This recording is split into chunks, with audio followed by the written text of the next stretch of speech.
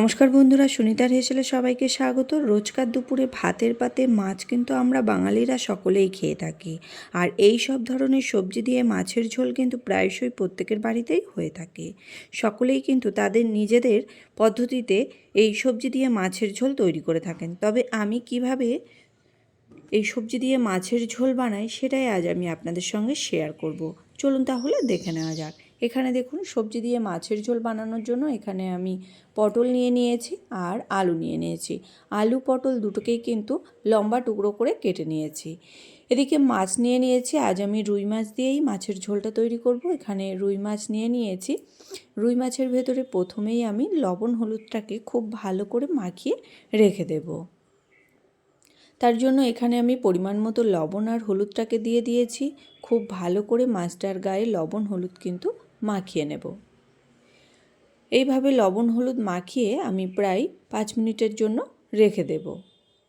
এবার আমি একটা মশলা তৈরি করে নেব। তার জন্য একটা বাটি নিয়ে নিয়েছি। তার মধ্যে দিয়ে দেব একটু আদা, দিয়ে দেব হাফ চামচ পরিমাণে গোটা জিরে আর হাফ চামচ পরিমাণে গোটা ধনিয়া, দিয়ে দেব একটু গোটা গরম মশলা, একটা মাঝারি সাইজের টমেটো আমি ছোট টুকরো করে নিয়েছিলাম সেটা দিয়ে দিয়েছি, আর দিয়ে দেব 4টে মতো শুকনো লঙ্কা, দিয়ে দিয়েছি পরিমাণ মতো একটু জল দিয়ে আমি মশলাটাকে প্রায় 10 মিনিটের জন্য একটু ভিজিয়ে রেখে দেব। তারপরেই আমি মশলাটার একটা পেস্ট তৈরি করে নেব।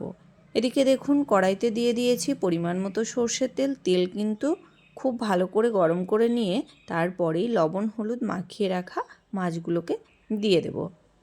লবণ হলুদ মাখিয়ে রাখা মাছগুলোকে দিয়ে দিয়েছি। মাছের এক পিঠ ভাজা হয়ে গেলে উল্টে পাল্টে আরেক সাইডও কিন্তু হালকা লালচে কালার করে আমি মাছগুলোকে ভেজে নেব। দেখুন, এখানে আমার মাছগুলো বেশ লালচে কালার করে ভেজে নেওয়া হয়ে গেছে। এর থেকে বেশি লাল করে আর ভাজবো না, তাহলে মাছ কিন্তু শক্ত হয়ে যাবে। এখানে মাছগুলোকে আমি তুলে নেব। তুলে নিয়ে ওই একই তেলের মধ্যে আমি কেটে রাখা আলুগুলোকে প্রথমেই একটু ভেজে নেব। তার জন্য এখানে আলুগুলোকে দিয়ে দিয়েছি। আলুর মধ্যে আমি দিয়ে দেব সামান্য একটু লবণ আর দিয়ে দেব সামান্য একটু হলুদ গুঁড়ো। লবণ হলুদ দিয়ে আলুটাকে বেশ লালচে কালার করে একটু ভেজে নিতে হবে। প্রায় 60% মতো আলুটাকে কিন্তু ভাজতে ভাজতেই সেদ্ধ হয়ে যায়, সেই রকমভাবেই আমি ভেজে নেব। এইভাবে নাড়াচাড়া করতে করতেই আলুগুলোকেও কিন্তু আমি একবারে লালচে কালার করে ভেজে নিয়েছি।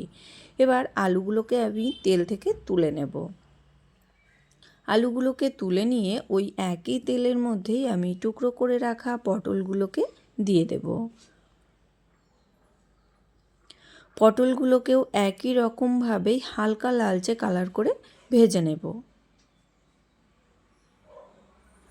দেখুন, এখানে পটল কিন্তু আমার হালকা লালচে কালার করে ভাজা হয়ে গেছে। এবার পটলগুলোকেও আমি তুলে নেব।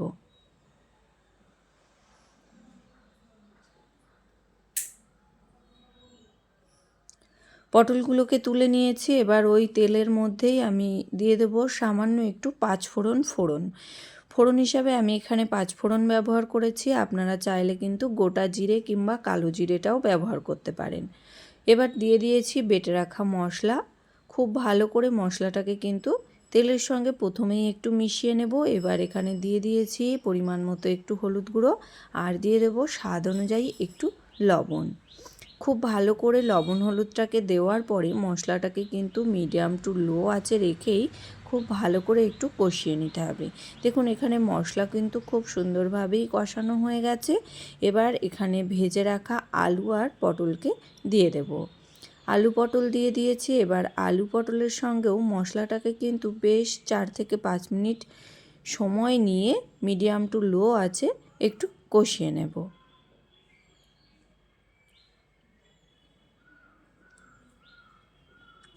আলু পটল কিন্তু এখানে বেশ ভালো করে মশলার সঙ্গে কষিয়ে নিয়েছি। এবার এখানে দিয়ে দেব পরিমাণ মতো জল। খুব বেশি জল দেব না, কেননা আমাদের আলু পটল কিন্তু প্রায় সেদ্ধ হয়েই গেছে। সেই কারণে এখানে আমি 2 কাপের মতো জল ব্যবহার করেছি। খুব ভালো করে জলটাকে কিন্তু সবজির সঙ্গে মিশিয়ে নিয়েছি। এবার ঝোলটা যখন ফুটতে শুরু করবে তখনই আমি এর মধ্যে ভেজে রাখা মাছগুলোকে দিয়ে দেব। দেখুন এখানে ভেজে রাখা মাছগুলোকে দিয়ে দিয়েছি। খুব ভালো করে মাছগুলোকেও কিন্তু ঝোলের সঙ্গে একটু মিশিয়ে নেব। ঝোলের সঙ্গে মাছগুলোকে মিশিয়ে নিয়ে আমি ঢাকা দিয়ে রেখে দিয়েছিলাম প্রায় 10 মিনিট, মিডিয়াম টু লো আঁচে রেখেই 10 মিনিট রান্না করে নিয়েছি। এখানে দেখুন আমাদের আলু পটল কিন্তু খুব সুন্দরভাবেই সেদ্ধ হয়ে গেছে। তৈরি হয়ে গেছে আমাদের আলু পটল দিয়ে মাছের ঝোল। এটা কিন্তু গরম গরম ভাতের সঙ্গে খেতে অসাধারণ লাগে। আর খুব সহজেই খুব কম সময়ের মধ্যেই কিন্তু সুস্বাদু এই মাছের ঝোল তৈরি করে নেওয়া যায়। তাহলে বন্ধুরা, আমার এই আলু পটল দিয়ে মাছের ঝোলের রেসিপি আপনাদের কেমন লাগলো অবশ্যই কিন্তু কমেন্ট করে জানাবেন। যদি ভালো লেগে থাকে তাহলে একটা লাইক করবেন আর সাবস্ক্রাইব করে পাশে থাকার অনুরোধ রইল। আজকের মতো এই পর্যন্তই। আবার দেখা হবে নতুন কোনো রেসিপি নিয়ে। ভালো থাকবেন, সুস্থ থাকবেন। ধন্যবাদ।